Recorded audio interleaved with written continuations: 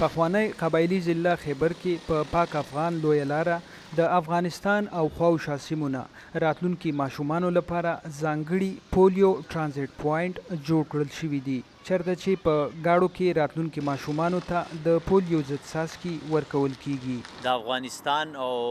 علاقې نه ډېر راځي، خو چې کوم بیا مطلب نږدې هغه سیمې دي لکه جمرود شو، لنډي کوتل شو، غونډۍ شو، شاکس شو، نو اکثر ماشومان د دې ځای نه هم راځي او دلته ویکسینیټ کیږي. فضل محمود د تیرو اتو کالو راهیسې د پولیو کارکوونکی دی. دی وایي دوی په دغه پولیو ټرانزیټ پوینټ هغه ماشومان هم واکسین کړي کومو ته چې مخکې یو وارې هم د پولیو ضد قطرې نه دي ورکړل شوي. اکثر ډیر ماشومان داسې وي چې راشي وګورو نو هغې قطرې نه وي شوې، زیرو ډوز وي، نو مونږ وکړو پوه شوې، خو اکثر مونږ ته لکه دی هغه دی چې مونږ خپل ځان سره دلته نوټ کړو، نو بیا مخکې مونږ رپورټ کړو چې مطلب دومره ماشومان زیرو ډوز دي او دومره 12 سال هغه 5 سال نه تقریبا کم دي او کال نه کم دي، تقریبا مونږ دا ځان سره نوټ کوو.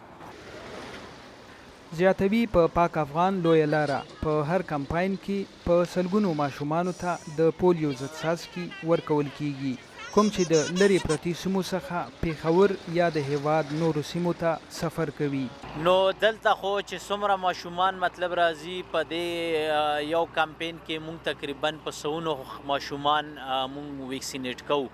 ځکه چې دا غټ روډ دی او مطلب د غټه علاقه پراته غټه سیمه پراته، نو مونږ په سوونو خلک مطلب دلته مونږ ویکسینیټ کوو، خو اکثر ډیر خلک د افغانستان سیمې نه راځي نو هغه ورکې لږ ډیر وي.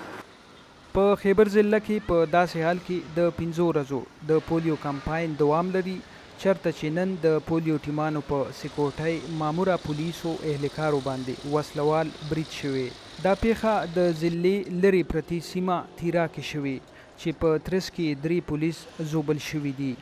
صدام حسین، وایس اف امریکا، ډیوا، خیبر.